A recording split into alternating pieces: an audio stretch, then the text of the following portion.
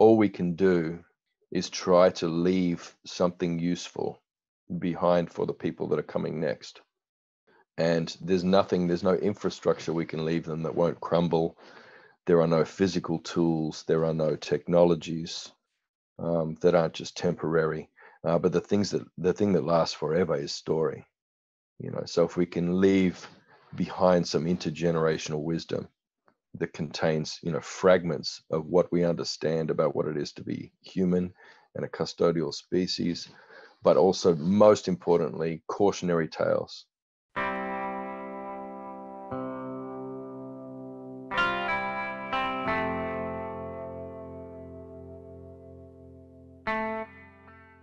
Greetings, friends. You're listening to the As Temperatures Rise podcast, a space of inquiry and listening, where we dialogue about what it means to be human in these complex and troubled times.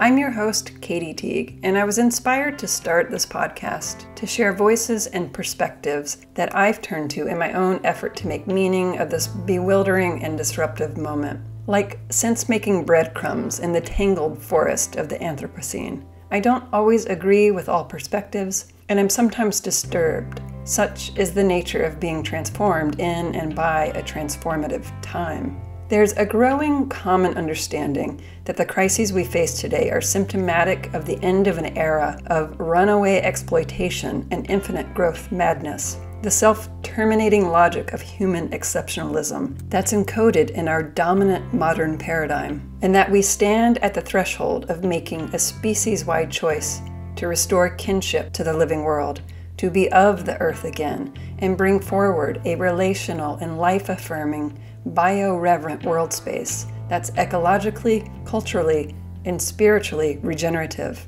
This shift requires deep listening and allowing our worldview to grow up and transform our understanding of ourselves as humans and our humble place within the complex web of creation.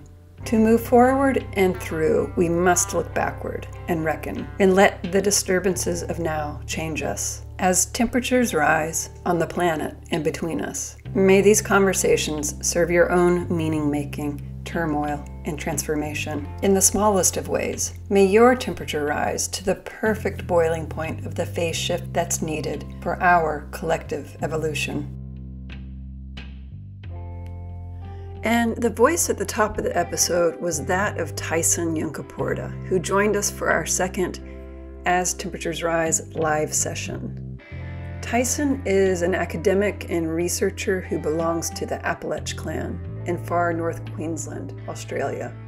He carves traditional tools and weapons and also works as a senior lecturer in Indigenous Knowledges at Deakin University in Melbourne. He's the author of a remarkable book called Sand Talk, which has made quite a large splash in our disrupted world, especially amongst the sense-making crowd. And in the book, Tyson looks at our global systems from an indigenous perspective. It's about everything from evolution and complexity, cosmology and cooking, sex, science, spirits, to Schrodinger's cat. In essence, I'd say Sand Talk provides a template for sustainable living, asking how can we remember who we are as humans? I hope you enjoy our conversation with Tyson. Let's dive in. Hi, Tyson. It's wonderful to finally meet you sort of in person. Sort of. Yeah, in holographic person. Yeah. Yeah. Thanks so much for taking the time. I actually, I spent yesterday, I read your book, marked it up pretty good. Read it a couple of times, and I breezed through parts of it again yesterday and woke up this morning and had, 6, 7, 8, 9, 10 questions fly out of my pen. And I think to start us, because I want this to also be interactive, I'll ask you maybe 3, 4 of my long list of questions. And then for folks who are here, if you brought a question or something comes up, if you can just drop into the chat, either write your question or just say that you have a question, and I'll be sure to monitor that. And maybe after the third or fourth question, we'll see where we are. Hopefully a juicy field. And so Tyson, this book looks familiar, yes? Yeah. So I have heard you mention in other interviews and podcasts that you had expected that the book might sell 1,000, 2,000 copies. And meanwhile, it seems to have gone viral in a certain subculture. Yeah. And right, without a collection of subcultures. Yeah. Yeah. Without a massive marketing campaign. I actually found out about it on Twitter back in February. And most of the folks I follow on Twitter are the decentralization movement, the peer-to-peer folks and commenting folks, right? And after I read it, it really made sense why they were all hot and bothered about the book. But I wanted to just ask, what do you make of this unexpected popularity, if you will? Well, I guess it's weird because one of the criticisms when I first wrote it was that it was a bit too pessimistic about the future, that, I was kind of like, oh, the sky is falling. And and people were saying, well, it's obviously things aren't going to be that bad. It's everything's fine. But yes, it's a lovely book. But then within a year, everything happened. This massive global sort of meta crisis, these rolling series of crises that are just snowballing into greater and greater crises, very complex, very global things. And that was and then all of a sudden people said they found my book optimistic. So, a year ago, my book was pessimistic. Now it's optimistic. So that's really interesting. And I guess because of COVID, I couldn't do the US book tour, which I guess would have done all the usual kind of mainstream marketing things. But it did get taken up by, so you mentioned the peer-to-peer community, and that intersects with so many different communities that are all kind of orbiting, even if they're just completely diametrically opposed, they're still all kind of orbiting around this intellectual dark web sort of core. And that's really funny because you've got extreme right libertarians, extreme left libertarians. You've got, sort of traditional Enlightenment sort of people who are trying to save Western civilization. You've got, intersectional sort of permaculture communities. You've got the intentional community movement, which is really growing. There are more intentional communities now than there were in the 70s. So you have a big, and of course that very large community of people who are all doing different things around sense making. Mm-hmm. You've got the Silicon Valley people who are, all tied up with transhumanism and looking to upload their consciousness to, to the cloud. But they just have to figure out what consciousness is first. And, so it's kind of a really broad collection of communities that you wouldn't think they'd fit together, but they somehow seem to. Well, and I think, you're in the book is about complexity in so many ways, and you're reflecting, and I feel like it's a reflection of a certain hunger that's in the collective, and especially in face of, right, when these crises start coming online. I wanted to start with a question or ask for reflections around language. I feel like before we have the conversation, talking about language is really important. And one of the things I thought that was really magnificent that you did with the book, which is why it requires for me, a second or third read, is you're speaking in many different languages.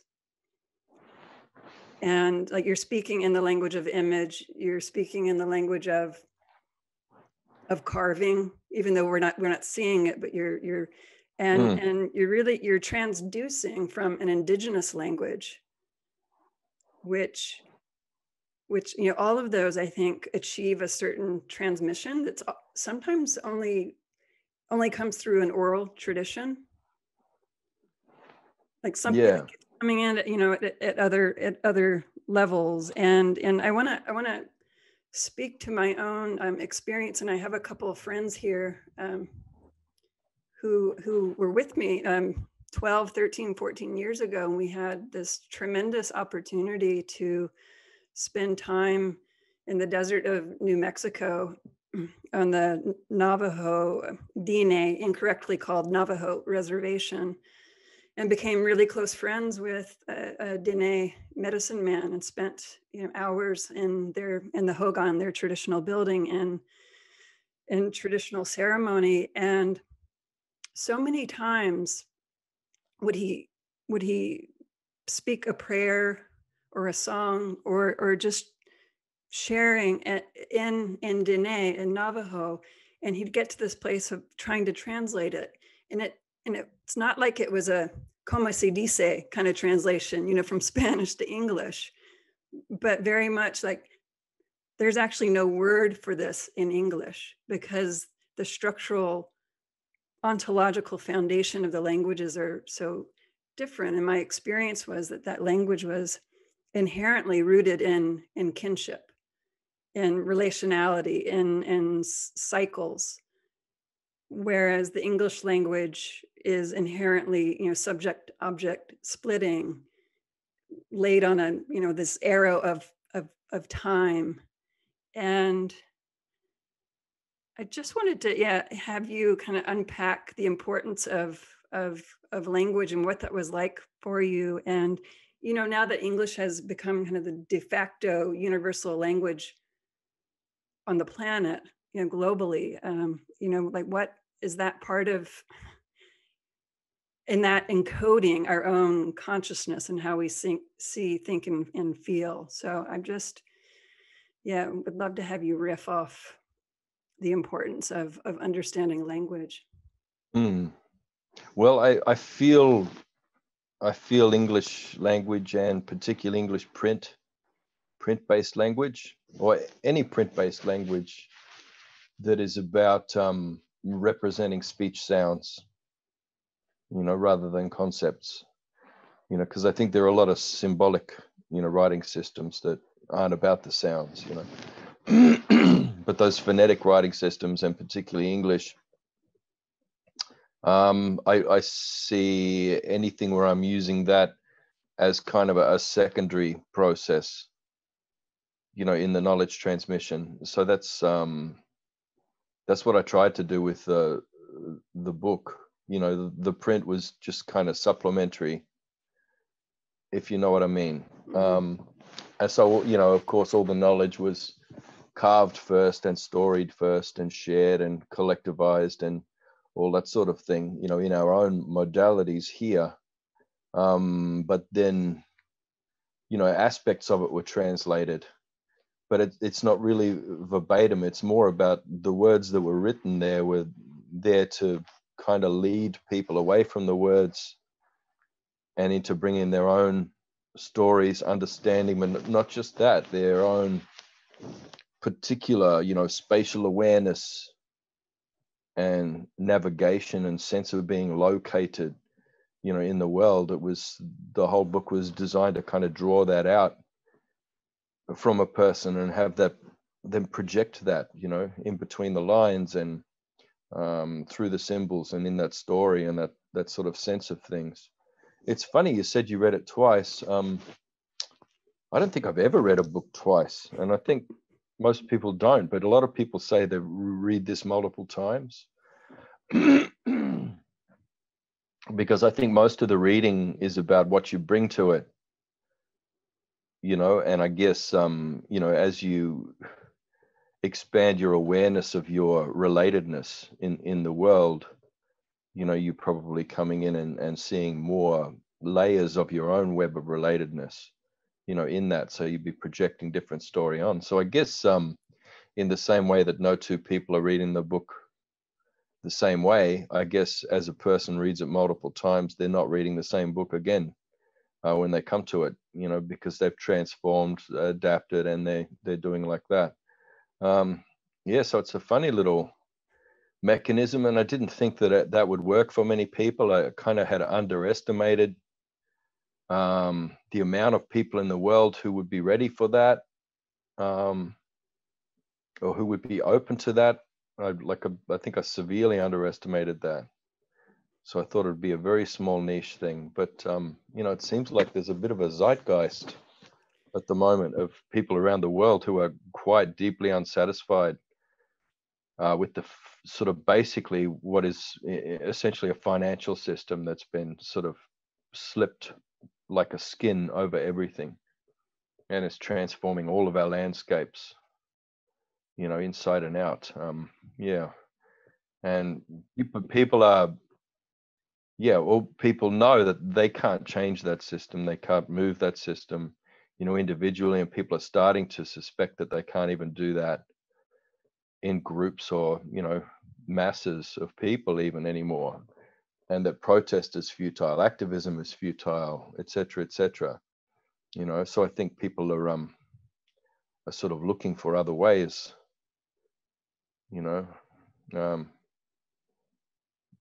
different kind of hacks to be able to move in that system as human beings again. Right. And the disruption of the pandemic, the social uprisings, and as more and more of the cracks in the system reveal themselves, it's like there's more of a open window for people to even, I think, admit, their dissatisfaction. I think the book sort of leads us back to, there's so much of a conversation around indigeneity now, and coming back to an indigenous wisdom, and I do feel that in a way the book leads us on that path inside of ourselves, and it does. And for me, it was. I came back 6 months later and read it, and it was remarkable. It's like, I read this 6 months ago, and I think, because I'm different in each moment, and I think the book works in subtle, sublime ways and layers. And if I were going to say what the book is about in a certain manner of speaking, I feel like it's about complexity and like a pattern mind way of seeing and being. And I feel like you pointed out astutely in ways that we're dealing with problems of a complex adaptive system, but we're using the wrong tools and theories and laws to deal with that. I don't know if it was in the book or if it's in podcasts where I've heard you. You have a very interesting way of discerning complexity from complicated. Yeah, well, that's, in a lot of ways. And you can look at that from a lot of different angles, from a lot of different theoretical models, and they're all wrong and they're all right, sort of together. But complicated and complex, a complicated system can't self-organize. It can't heal itself like your body can. Your body being a complex system. So a complicated system doesn't self-organize. It has to be tinkered, and it has to be constantly upgraded, updated, maintained from the outside, whereas a complex system is self-organizing from the inside. And so if you're an agent within a complex system, there aren't a lot of interventions you can do within that system that isn't that's effective unless you're moving with the patterns that are in the system and following the flows of energy and information that are in that system. And so you're more responding to changes and patterns in the system than you are seeking to introduce interventions, into that system.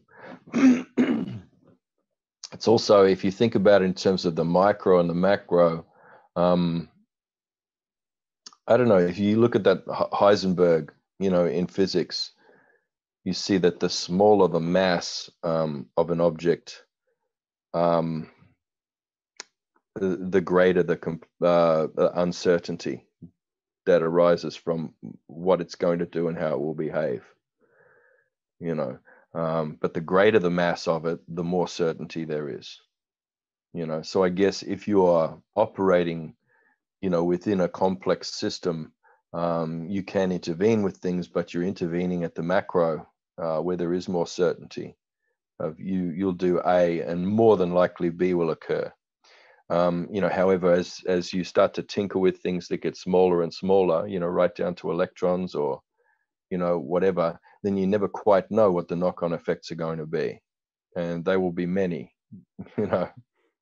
So I guess a lot of the infrastructure, the economics, the kind of, units that we create, in this current civilization, these are all sort of micro interventions that have massive butterfly effects and chaotic effects on the world.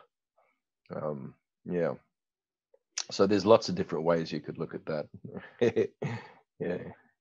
Yeah, well, what comes through in the book, and again, I'm going to relate this to my experience of being in the Hogan with our friend Larry Emerson, the late Larry Emerson. I'm sad to say that he's no longer walking with us in the flesh, right? But I grew up, brought up in the U.S. school system where we were taught that natives, indigenous people were primitive, savage, and it was not long spending time with Larry to realize how profoundly complex both the language and their cosmology and methodology, kind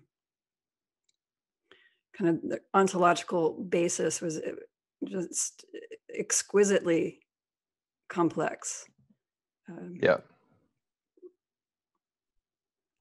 Exquisite. And it's interesting.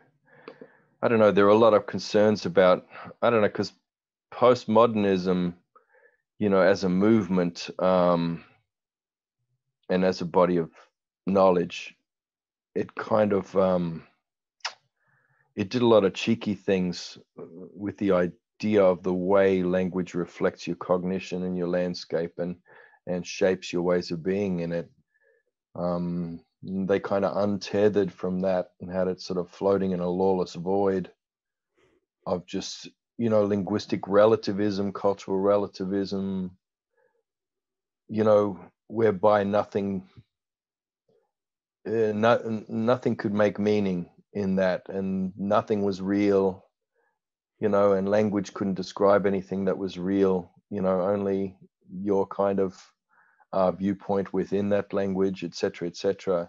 So it kind of made everything unknowable. And I mean, for a lot of people, it felt like freedom, but it didn't. It kind of made a lot of barriers to understanding, and particularly for dialogue and sense making across cultures and across different ideologies and belief systems and stuff like that. So you saw that becoming very much the operating protocol of the left, particularly in the last few decades. And then, just as, even more horrendous stuff on the right, but basically all of it existing in a denial of reality, in a denial of just the physics of our landscape even.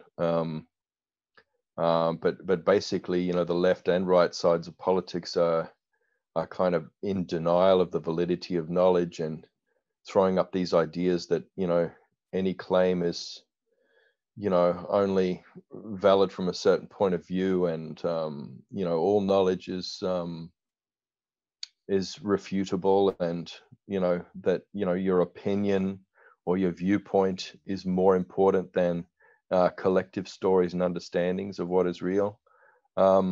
So we've really kind of moved away in the last 3 or 4 decades, from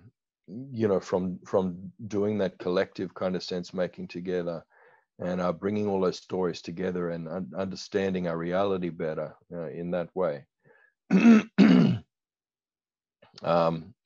there's this kind of polarization, this binarization of everything.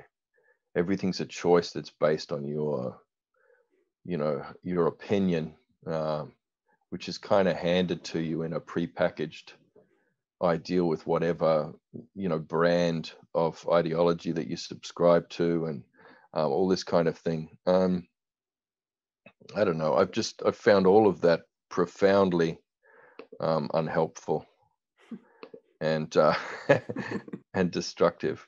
Yeah, it feels like it's become hyper radicalized. Yeah. I just chucked up Heisenberg there in the chat if anyone wanted to see what that looked like, the idea I was talking about before. Yeah.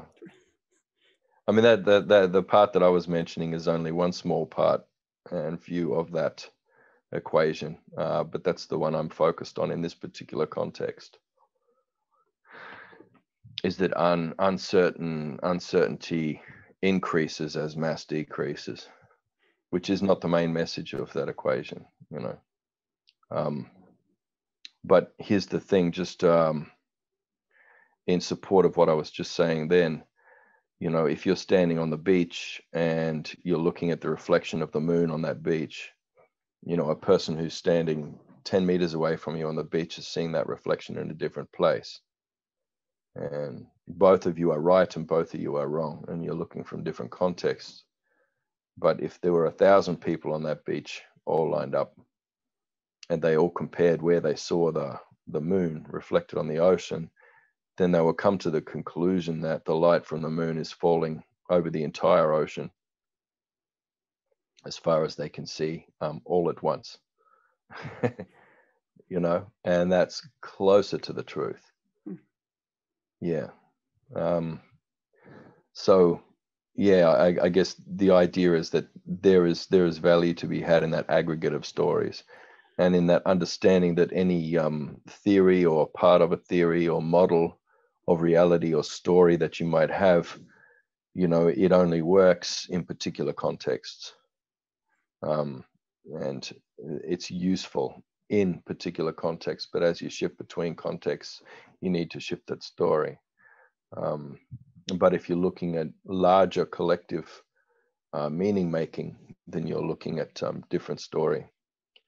So I mean, there's a word in term in Wick for meaning, making meaning through words. So that making meaning through words specifically, and that's pitmut, and pit means dream, and mut means tale.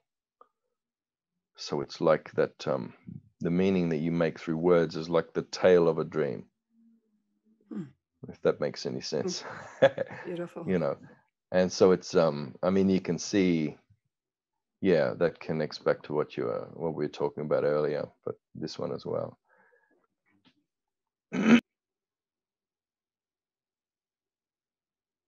Well, does this relate to, I know you write in the book many, many times, like, we have to move with the earth. As the earth moves, the earth is in movement, and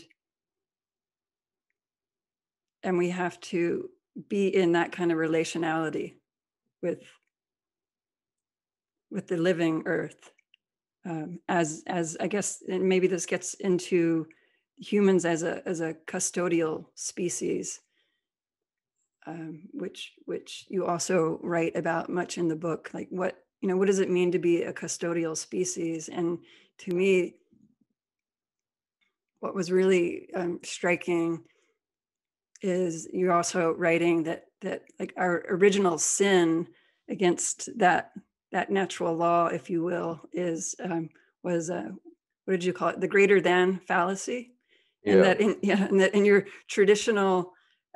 traditional ways, there were actually checks and balances against narcissism, against that greater than, and I think it's clear to see in the year 2020 and the election that the United States just went through, that if we had ways, checks and balances on narcissism, we have lost them. Mm-hmm. And if anything, I feel like we're going through what I've come to call, an era of peak narcissism. Yeah, the law of the land, or what a lot of people refer to as natural law, deals with that. It always deals with that. And I guess a lot of indigenous cultures, though, sort of the structure of the culture, the governance, the economic systems, the relation with landscape, etc., those structures allow us better to respond to that natural law in real time, so as it unfolds. But I guess with the narcissism of surrendering to that illusion of I am greater than, that creates a separation, so a separation from others, your relationality with others, but then your relationality with the landscape. And so that means you can't respond in real time, but that law will still come down, and it always does. So for civilizations that suffer from that delusion, and sort of seek to have a infinite growth sort of economic model, etc., they're breaking the laws of the land, and it's like, well, who's going to enforce it? It's, well, the land will, but it takes about 1,000 years usually for that law of the land to destroy that civilization, or to undo what it's done. So it does take about 1,000 years for that civilization to just come up against the natural limits that are there, because the laws are in the land. There's there are finite resources if you're not behaving in regenerative ways, and if you're doing an infinite growth model, then you are going to run up against that law. And that's a law of physics, that's a law of nature. It's the law that is in the land. And basically indigenous cultures, but I mean any human culture, any real human culture is responding in real time to those natural laws, and has a body of law, LORE, that carries cautionary tales and sort of more detailed information about how to proactively be in relation to the law, LAW, of the land. So we live in that, and that is what all human beings are patterned to do. And I don't care how domesticated you are, or your family or culture has become over the last century, because it's only been a century where, a century ago, most of the people on the planet were still living in relation to the land. And it's just with this industrial era, really, that people have been removed into cities and domesticated. But you watch what happens as soon as, in natural disasters. The definition of a disaster is any phenomenon that disrupts the controls of the state and of the corporate economy and financial system. So when you see those things disrupted and removed, that's called a state of disaster. And in that state of disaster, you see people returning to their human patterning.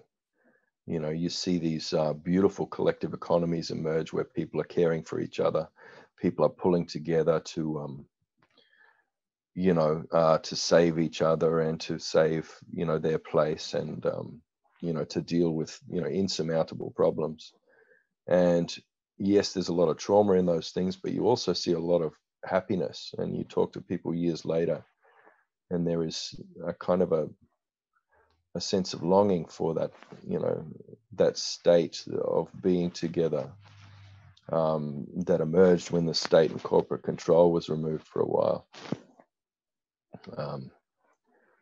So, you see it now even in, sometimes in African countries like Somalia or something, when there's some kind of civil war, and in the aftermath, if there's a period of time where there's no government in place, and there's no bank, and there's no corporates, and drilling and digging and fracking is no longer occurring, you get this period of a few months where people just return to their normal activity as human beings, and they get to set up their own marketplaces, and set up their own ways of tracking the flows of value, and contributing, and doing all the things that are human again. But usually then when the state comes back in, or a regime is installed, and then they bring the business back in, and then the bulldozers come and sort of flatten the marketplaces to the ground, and they remove whatever currencies and economies have emerged. But just there's that brief period of time where things are working again, and we're doing what we're supposed to be doing in our right pattern of being.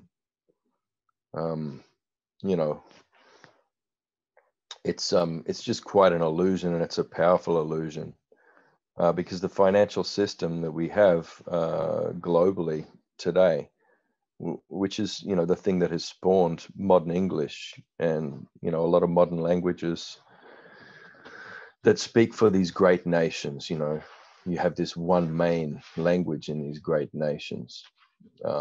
And nations didn't exist a century ago. They're a very new way of organizing people. And you see these things emerging now. And they've become their own kind of self-organizing systems. And they're very difficult to undo, because they have strong immune responses to pathologies like green movements or people's movements or anything like that. They tend to absorb them very easily, and just incorporate the language and code of those movements, into their program, and bring them into service to that dominant pattern. So it's a real shapeshifter, this, whatever you want to call it, liberalism, Anglosphere, anything else. It's it sort of plays Aikido with everybody, and it's very, very good at it. Every protest movement gets co-opted, gets funding thrown at it, and Yeah, I was in New York City during a Occupy Wall Street doing some filming, and I remember somebody walked up to me after being there for about 3 weeks, and maybe 4 weeks into the movement, and he looked at me and said, "What if it's already all co-opted?" And it was a real slap to my naivete at the time. Well, I mean, Occupy was a very different thing.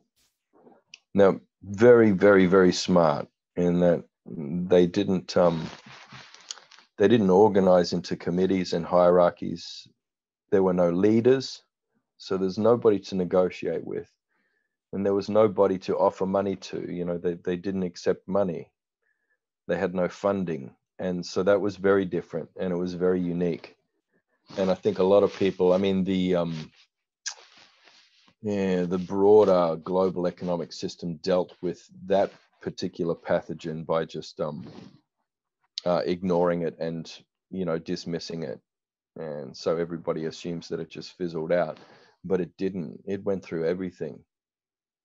If you track the flows of where that sort of decentralized organizing pattern of the Occupy movement, you track the flows of where that's gone, and you'll find that it's informed a lot of the communities that we were talking about earlier, right. These interrelated communities. It is a pattern that, a viral pattern that got through, and it got into that machine, and it is still there.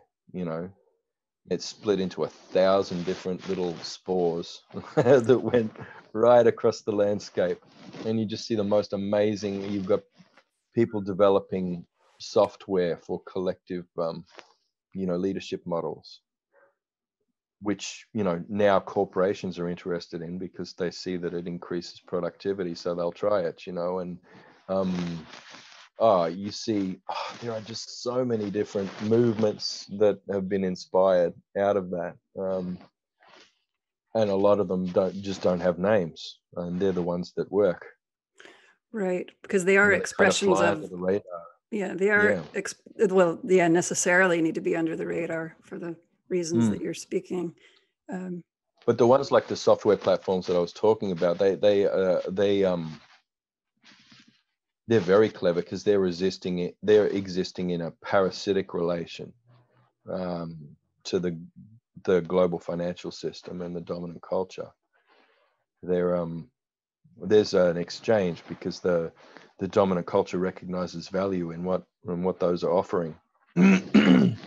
And even things like your cryptocurrencies and all that kind of thing, they're in this kind of parasitic relation, moving towards some kind of symbiosis. And so I think that's where you see systems change happening. Yeah, so I think Occupy was a very rare, almost unheard of historically, movement. A movement that wasn't a movement. It had no branding. It had no leadership. It had no centralized authority. Nothing that could be corrupted. It was basically a movement without institutions. And if you can keep your activism or anything that you're doing, your change making, free of institutions or institution-like things, man, the minute you form a committee with a mission statement, you're already stuffed.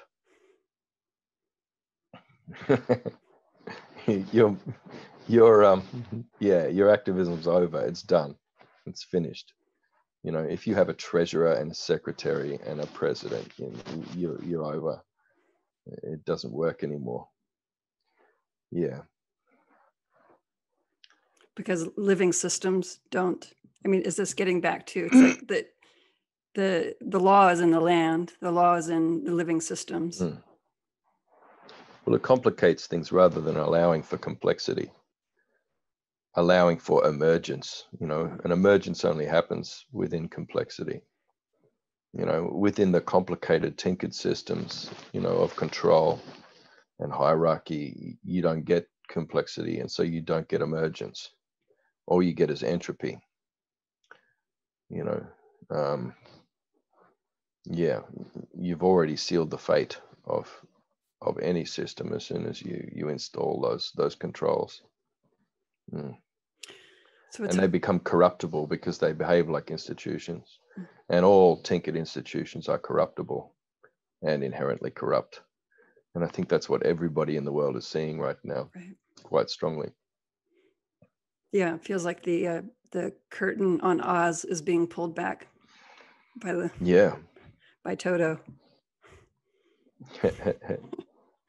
Toto, as in total, the totality is revealing the tinker behind the curtain. Yeah. So how do we repair our relationship, coming back into being a custodial species while we're still kind of hamstrung? We swim in the water of these systems that are not operating in our best interest. Yeah. Look, I think it's through story. Like, I think you basically, the best you can do, we're basically, our operating protocols, as a species are all sort of carried by story. Story that's in a kind of a spatial relation with place. And I think you need to be able to identify wrong story. Like, what are the false narratives? You need to be able to identify those and set them aside or resist them. But then you also need to create right story. And it could be that you're not able to recover right story to describe, what is when things are the right way. You might not be able to do that for generations, but the right story that you can create is in that category of cautionary tales, because basically all we can do now, this thing will play its way out through to its end game, and there's not much we can do about that. We can try and tinker with it to try and make it feel more fair, but it demands inequality, so that's just going to happen. And it is in decline, it is crashing. So there's not much we can do about that. And there's not much we can do about recovering proper lives that are following our real pattern. But we can try and identify what some of those patterns are, hold on to those fragments. We can identify cautionary tales about what's happened over the last century and make sure we leave those behind, because that's all we can do. All we can do is try to leave something useful behind for the people that are coming next. And there's no infrastructure we can leave them that won't crumble. There are no physical tools, there are no technologies that aren't just temporary. But the thing that lasts forever is story. So if we can leave behind some intergenerational wisdom that contains, fragments of what we understand about what it is to be human and a custodial species, but also most importantly, cautionary tales, about, the characters and the events and the phenomena and the, the complex contexts that arose, where we get the foundational narrative right. What were the events that produced this, and how can you avoid them in future? These are the things we can leave behind that will stand the test of time, and that will still be around if we do it right in 10,000 years, 20,000 years. Because the people coming next will be on a 1,000-year cleanup. If there's any people at all, they'll be on a 1,000-year cleanup, and they'll need story to sustain them and to guide their transition into a custodial culture again. Yeah. Really, really beautiful and helpful and humbling, right? To think that, we're in a 1,000-year process, and it's hard to know where we are, right, on that in that time scale. Well, we haven't started it. We're going to have to. I mean, just having this meeting here to talk about that, we're making, another decade of mess for someone to clean up. Just with the energy that we're all burning from our places, the resources that we're using, and the waste and the toxicity that we're producing, the rare earth metals, required that to make these machines run. That produces radioactive waste when you refine those metals, and that lasts for thousands of years, and it has to be stored somewhere.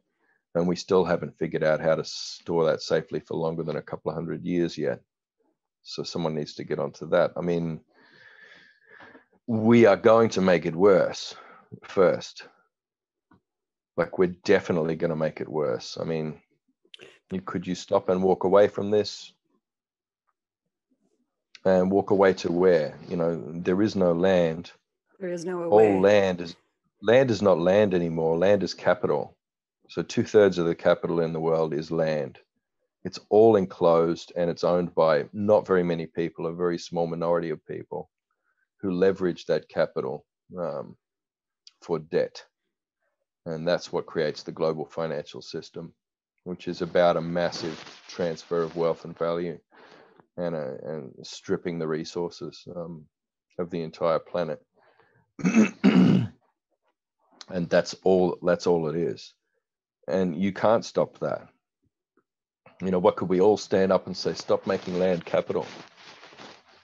Then what? They won't do that.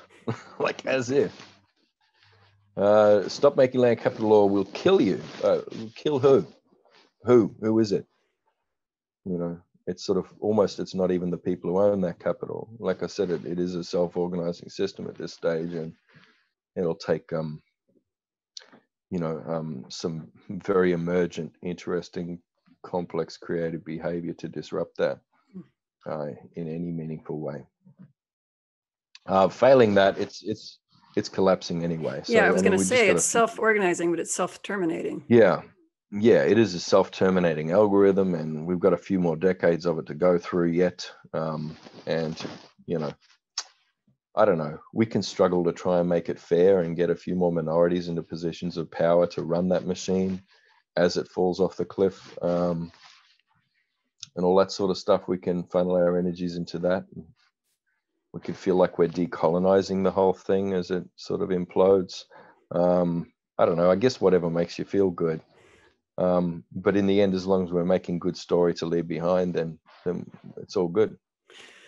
Right. And that's why that is such a useful instruction to me, even as I think about my nieces and nephews. And really, that's what I worry about where I think about the most. This is where I feel like my most direct responsibility is.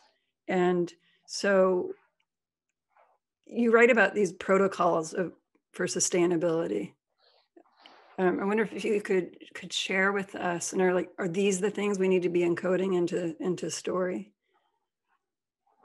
Yeah, and I think these are the things. I mean, most people would read them and sort of go, "Oh, yeah, I recognize that. That's what I do when I'm just being myself." Right. Well, the second part of that question is how do we enact these protocols without? Well, I mean, you can do that. You can be yourself, and you can act in that way. But and there are plenty of examples of people who do that. You can, we trip over them on the street all the time. I mean, they're homeless people. I mean, in the end, we can enact those protocols wherever possible in brief moments where we're able to be human, sort of in defiance of the performance outcomes that we have to meet in order to keep our jobs, in order to keep some kind of precarious shelter over our heads and be fed, and get the things that the land used to give us for free. But we can do those to experience and try and stay human enough that we don't just die of grief and a heart attack by the age of 50. That's all we can do.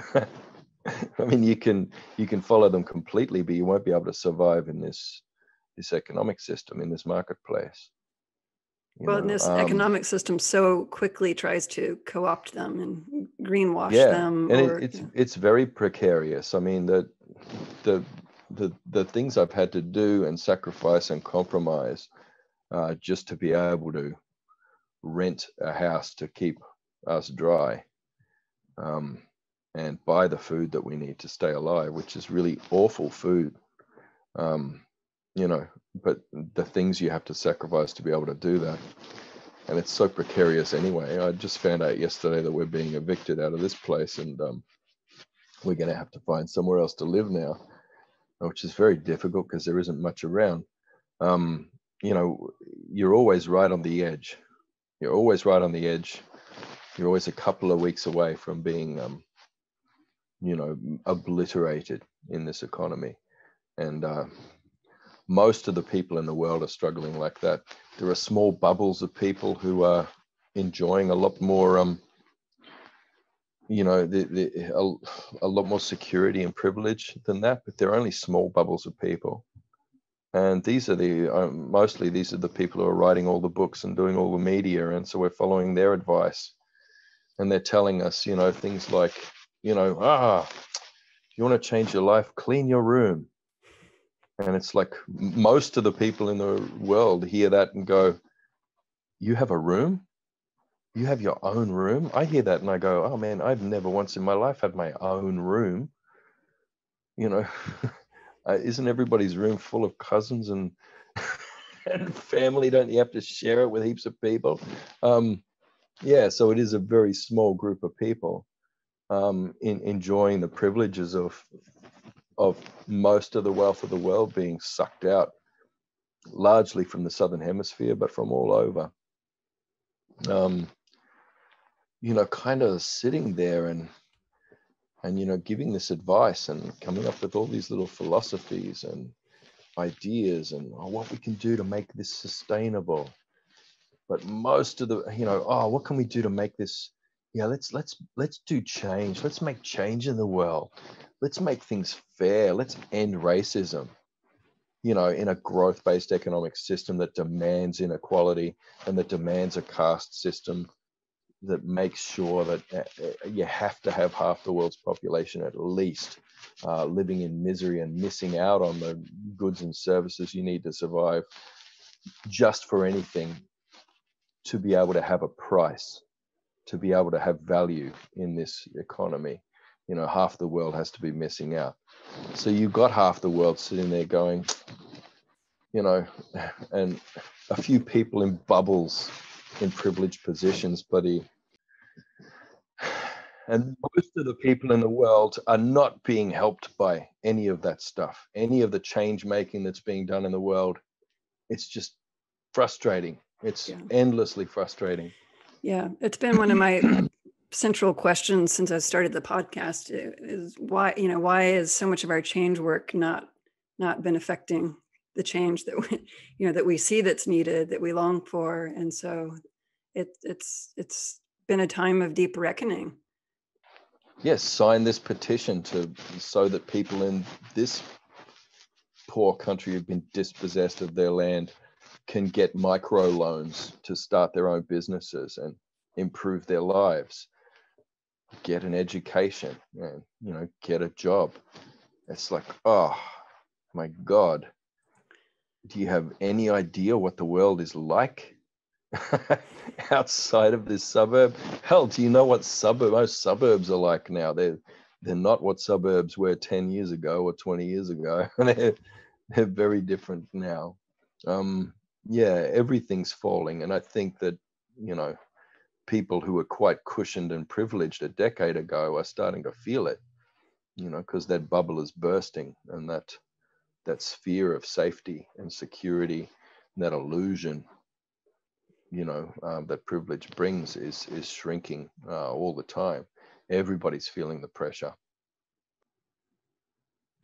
The book's more optimistic than that, isn't it?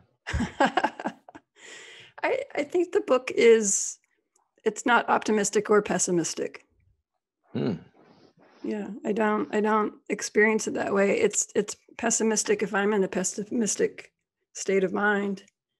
Yeah. It's optimistic if I'm in an optimistic state of mind. It's much more nuanced than that binary, for sure. Yeah. And I'd say, getting back to, more of us, I think, are, as Kim says, sobering. Yeah, just sobering up to, Kim, if you want to pipe in, but that it is sobering. I think it's a time of deep reckoning for so many of us, especially for those of us in having any privilege. And part of this process seems to be just like realizing the water that we've been swimming in, and all of the ways that it has kept our feet kind of tied to the thing that we've ostensibly been working to shift. And so I think somebody asked about songlines, but this is the thing. I don't know. There's something that's neither happy nor sad, good nor bad, optimistic, pessimistic, and that helps you get through that kind of those moments of grief, and it is those sort of song lines or storylines, lines of power. What do they call them? Ley lines elsewhere. They call them, there's names for them in Asia, like different places all around the world. But there's this idea that there are these energetic lines, since the start of creation, lying through the landscape, and they do change over time as well, or new things are discovered about them, by any people who's living around or near them. But it is just nice to you don't have to carry around fact-based knowledge about them or anything. You just interact with them. You feel where that underground water is, And so once you know where that is, you pay attention to your belly and your feet and what happens to you and what you feel as you walk on the top of that. So you're walking along, and then as you intersect with that line, you will feel this kind of magnetic pull in that, from that underground water, and you can sit in that place and feel it just moving through you like a substance. And it's just lovely. It just helps you get through it. You're connecting with something that is real, and it's indisputably real, and it's not anybody's opinion. It's not fake news. It's not real news. It's not even news. It's just there, and it's lovely, and then that connects up with other lines, and that these are networked all around the entire earth, and that you're somehow connecting with everything and everyone, although you don't have to achieve some state of cosmic consciousness or universal consciousness to see every voice and hear every eye all at once. You're just being in that place, and just being in your place, being like your place, allowing the place to transform you. It's good. And you have to allow all your landscapes to transform you, and we live in multiple landscapes. One of those is a financial landscape, and for good or bad, you have to interact with it, and you have to exchange flows of energy with that, and you have to allow it to transform you. And it is an entropic landscape, so it will make you a bit sick, and but you have to do that, because it'll make you even more sick to try and avoid it, or try to monopolize or gather too much to yourself within that. And, off you go. And I guess just being in relation to, understanding just even that song lines exist, that these energetic lines in the landscape exist, and that they carry the substance of the law of the land, that can guide you. You don't have to be an expert in it or be living it perfectly. It's just knowing it's there and encountering it from time to time. Just makes it all quite doable and it's survivable. behind the gatekeepers. I mean, it takes our attention. Yeah, that's it. I don't know. And don't listen to gurus. They kind of wreck everything. Hey, Gavin, do you want to pipe in too much attention and share? Australian brother here, Gavin, is wrote something in the. I don't know if he wants to remark on that. Hey, Tyson. I just wanted to let you know that I'm over here in Perth, and I was wanting to ask you a bit about eldership. I mean, I hear you. Yeah. Wajak Nunga. Yeah. And I wanted to just ask you about eldership, because you talked about these cautionary tales, and the song lines seem to have so much in them around those cautionary tales. So I just wanted to get your sense of that. Yeah, and well, these are the things that are in motion all the time. That's why we have to have right story for what's happening now, because right story, that'll become the cautionary tales of the future. That'll be law for the people who are coming next.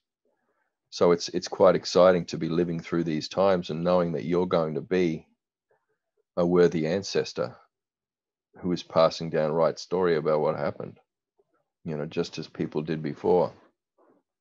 So you on your country there's whale story, and from just 10 to 13,000 years ago when the sea levels rose, that maps all of the landscape under the sea, and people are still caring for that country there. And that's only a really new story. That's not just like a long time ago in the dream time. That's only 10,000 years ago, and so all of that memory was preserved in those stories and handed down, but also for cautionary tales for wrongdoings. They're right through the landscape, and and how not to go the wrong way, how you need to respond to this and that. There's all those details in there.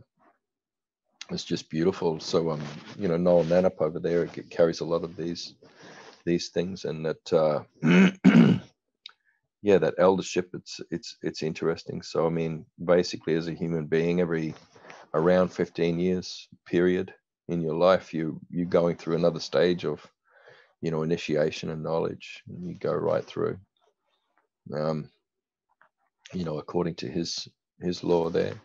You know, so by the time you're you get to about 45 and you're going through that next level, then you're starting that sort of 15-year period of coming into your elderhood, and then you go into more and more advanced stages, you know, until, you know, by the time you're, you know, you're right up, you're nearing 100, you're you know, you're passing on all of your earthly totems, and you're coming deeply into the celestial knowledge systems over there. And Wajak Yunkaporta, you know, those really old people, they're very separate from things, you know. And I guess elderhood, it's not really a gerontocracy, because elders don't really lead as such. They're not boss. They have authority, the authority that comes from wisdom, and they have a certain amount of veto power, but the actual decision making is sort of distributed, you know, throughout the community. And you might have temporary hierarchies, you know, emerging for particular projects, or you know, time spent in a particular place where one family or one group of siblings speaks for that place, or, you know, but as you keep moving with and through the landscape, you know, that it ends up being quite a distributed system of decision-making, governance, all that sort of thing. Basically, yeah, you are following the landscape. So, you know, a bioregion, so a lot of people don't know what a bioregion is or how to define the boundaries of it. But and you can't really do it unless you're including humans as a custodial species in their ecological niche there. So, you know, you need to have seasonal landscapes. So it's six seasons where you are, isn't it? Yeah, 6 seasons in that Nyunga way. So you have to have those landscapes there, where a large group of human beings can move from season to season to different parts of that bioregion that have abundant food in those times. In each season, there has to be an abundance, you know. So in that that dry season there, where people are digging, you know, for water, digging for roots, all that sort of thing, that's in a certain part of the landscape, and you have to be able to move around it. So basically, those seasonal estates that make up the foraging patterns of a custodial species, you know, in that niche, that's the one. That's what defines the boundaries of a bioregion, but also of a you know, the traditional boundaries of First Peoples, who are adhering to the law of the land and the story that's in the land, because that's inalienable, and you can't lose that in battles or wars or coups or anything, you know. That remains. Yeah, that only changes over deep time as the landscape changes, which, you know, I guess every ecosystem moves about 100 meters every year. So, you know, I guess that's the speed of the change of those things, you know. So landscapes move, and the languages and laws that come out of that landscape, and cultures and systems, those move with it, you know, such that you know, if you're an Indigenous person, you go back in time 500 years, the people back then wouldn't understand much about what you're saying if you're speaking the same language, because it's changed in that time. You know, Indigenous cultures aren't static and unchanging Stone Age cultures. They're fluid, are dynamic and responsive and adaptive. Well, again, getting back to time spent in New Mexico with the Dene people, right? They were guided by none other than Changing Woman.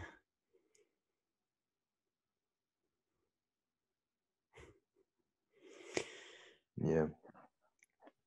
Tyson, maybe just a closing question. That was really beautiful. Thank you. And thanks for the question, Gavin.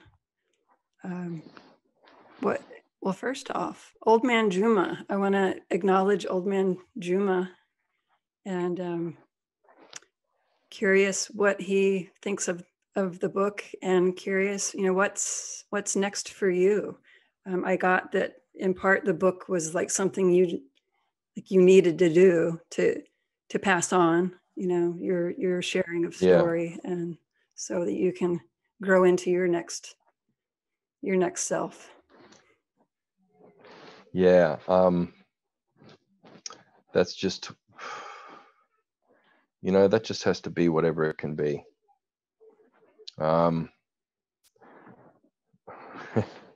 Whatever it can be, I have financial obligations and, duties. You can hear one of them out there now, baby, I've got to get out and care for that baby, I've got domestic duties and duties with children, and I don't get to just take off for a month. You do know what I mean? Mm-hmm. I think people who have a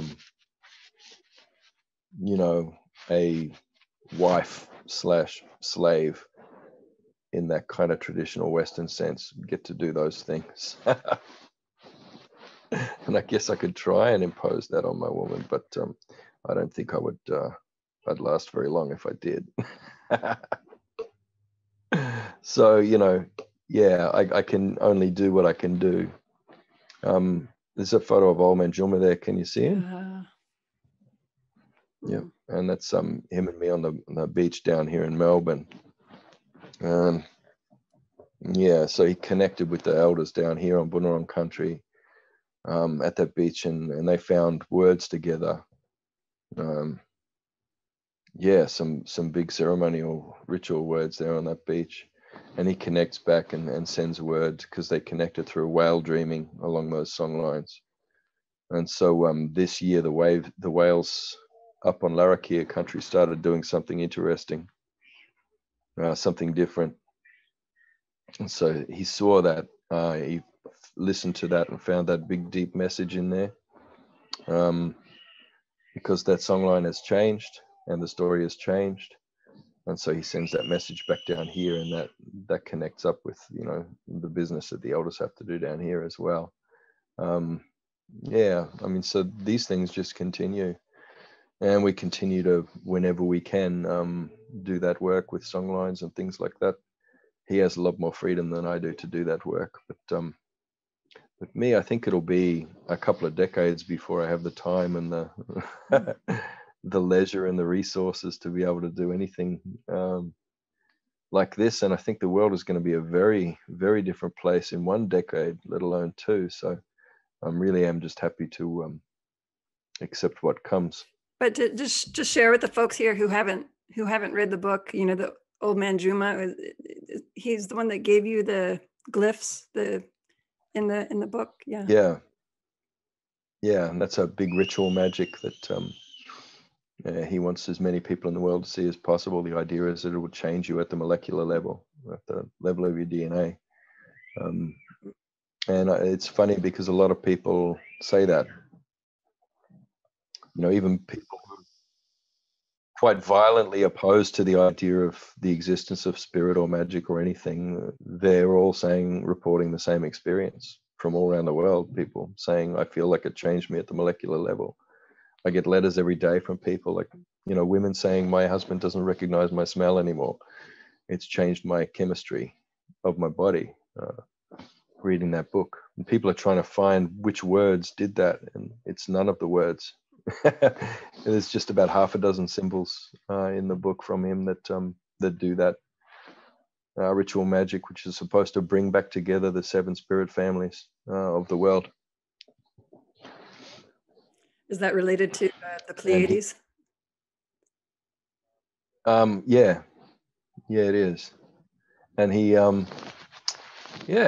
feels fine about everything that's happening in the world. It's like, it'll be right. All the 7 spirit families come together again, all his buds together again, and it'll be good. He talks about the 1,000-year clean. I mean, I talk about that 1,000 years as a cleanup. He talks about it like a period of harmony or something like that. So he's quite optimistic about what's coming. And he's usually right about these things. I seldom believe him. I usually resist everything he says for as long as possible. Even after all this time? Because it just doesn't make any. Yeah, I still do it. But after that period of struggle with it, I always understand it, I think, better. And I mean, he obviously thinks I'm working with the knowledge in a way that's appropriate. Otherwise, he wouldn't be getting me to pass it on. So maybe he wants that skepticism, and he wants his knowledge to be tested and, proven through attempts to disprove it. I think I'm a bit scientific methody like that. Or stubborn, at least. Yeah. I don't like like I said, I don't like gurus.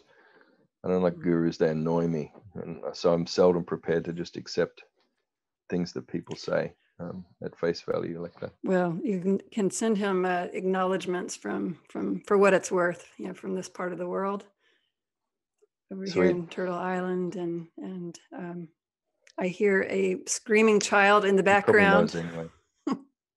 Yeah. I've got to go, and I'm getting the signals. Thank you for your time. If you want to unmute and just, share your gratitude.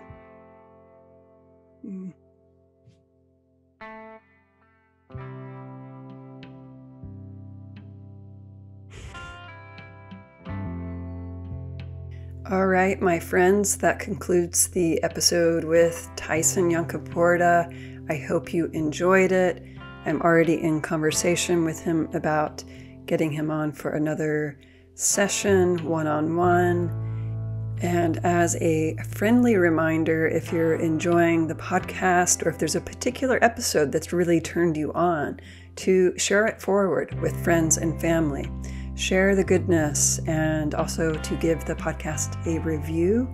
That helps it surface with the Apple Podcasts on that platform, their algorithms. And until next time, my friends, share the good stories, be they cautionary tales as well, and walk the path of becoming a good ancestor.